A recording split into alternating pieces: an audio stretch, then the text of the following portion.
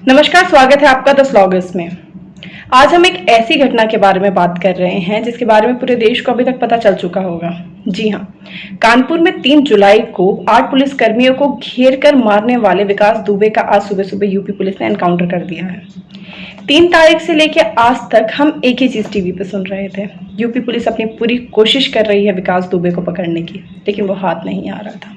जब UP police उसको पकड़ने जाती वो कहीं ना कहीं से भाग जाता।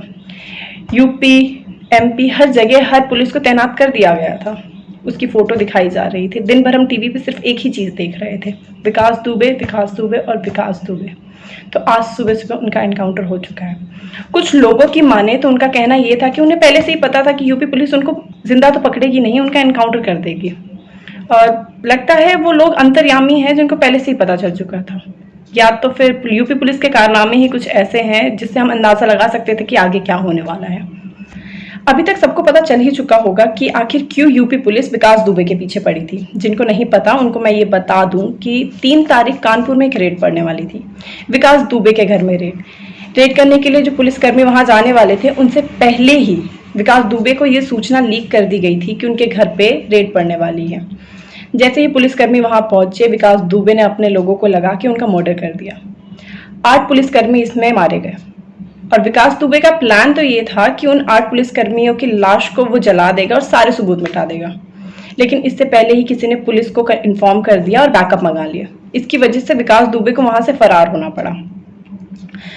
तब से लेके आज तक, यानी कि 3 तारीख से लेके 7 तारीख तक पुलिस चप्पा चप्पा सिर्फ विकास दुबे को ढूंढ रही थी और 7 तारीख को विकास दुबे पकड़ा गया। जी हाँ, महाकाल के मंदिर उज्जैन में उसको पकड़ लिया गया। तो ये थी तब से लेके 7 तारीख की इंफॉर्मेशन कि आखिर क्यों यूपी पुलिस उनके पीछे पड़ी थी। सोचने वाली बात यह है कि सिर्फ कुछ ही दिनों में विकास दुबे ने इतनी ज्यादा पॉपुलैरिटी इकट्ठा कर ली थी कि बच्चा उसको देख के पहचान सकता था कि आखिर विकास दुबे है कौन। तो कैसे वो 3 स्टेट की पुलिस को चकमा देने में कामयाब हो गया, कैसे 3 स्टेट की पुलिस के सामने से वो निकल गया और लोग उसको पहचान नहीं पाए। यहाँ पे सिर्फ पुलिस की ही नहीं, लोगों की भी हार हुई थी। इतने लोगों के बीच से वो निकला था।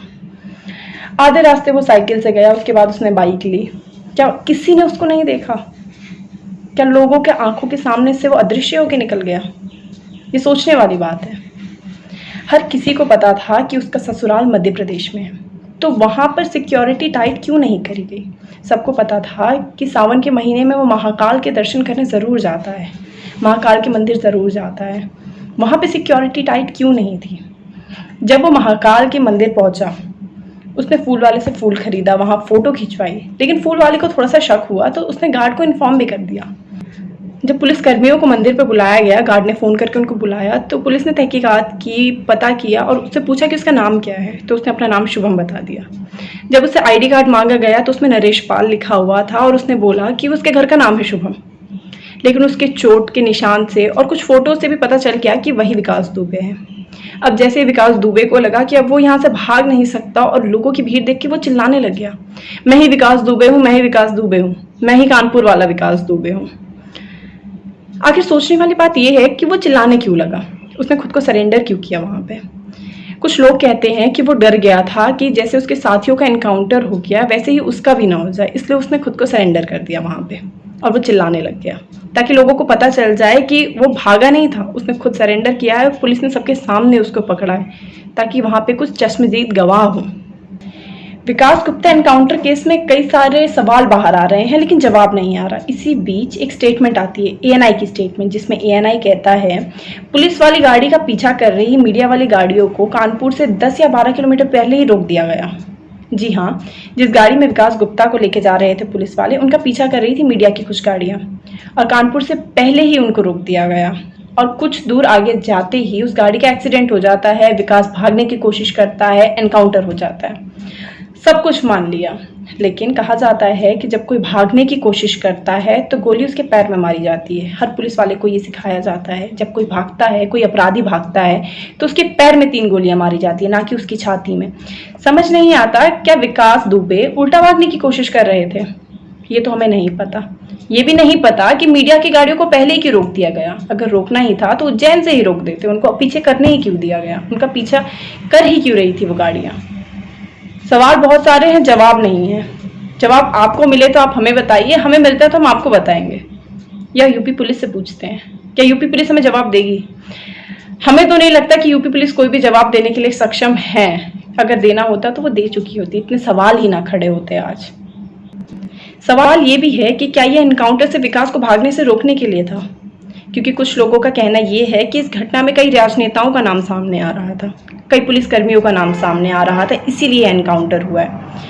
अब राज क्या है ये तो किसी को नहीं पता, इन सवालों के जवाब क्या हैं ये भी किसी को नहीं पता। जैसे ही हमें आगे कुछ पता चलता है हम आपके पास वापस आते हैं। आज मैं आपको कुछ सवालों के साथ छोड़ के जाती हूँ। मेरे कुछ सवाल हैं कि अगर विकास को सरेंडर करना होता तो वो पहले क्यों नहीं किया उसने? जब उसके साथियों का एनकाउंटर हो रहा था तभी भी वो सरेंडर कर सकता था। जब विनय तिवारी को पकड़ा गया तभी भी वो सरेंडर कर सकता था। क्या उसको ज़रा सा भी डर नहीं था जब वो मंदिर में आया? लोग कहते हैं कि मंदिर में उसने पुलिस को देख के सरेंडर किया है। अगर वो पुलिस से डरता तो वो मंदिर में आया ही क्यों? इतने सारे लोगों के बीच में अपनी शक्ल उसने दिखाई कैसे, जबकि उसको पता था हर टीवी चैनल पे उसकी तस्वीर दिखाई जा रही है, फिर भी वो लोगों के बीच में आया? ये हो सकता है कि किसी ने उसको बोला होगा सरेंडर करने के लिए कि अगर तुमने सरेंडर कर दिया तो हम तुम्हारा एनकाउंटर नहीं करवाएंगे, एनकाउंटर से बचा लेंगे, शायद इसलिए उसने सरेंडर किया। एक सवाल और है, क्या आगे अब कोई भी अपराधी, कोई भी यूपी पुलिस को सरेंडर करेगी? अगर वो करना भी चाहेगी तो उनके मन में एक ही डर होगा, हम सरेंडर तो कर देंगे लेकिन यूपी पुलिस हमारा एनकाउंटर कर देगी। तो आगे जाके हमें फ्यूचर के बारे में ये सोचना है कि यूपी पुलिस की इस हरकत से आगे होने वाले अपराध और अपराधी सतर्क हो गए हैं कि वो आगे जाके कभी भी सरेंडर नहीं करेंगे, क्योंकि उन्हें पता होगा कि अगर हम सरेंडर कर भी देते तो यूपी पुलिस हमारा एनकाउंटर कर देगी। इस एनकाउंटर से कई राज चले गए, कई सवालों के जवाब चले गए। देखते हैं यूपी पुलिस हमारे सवालों का जवाब देती है या नहीं।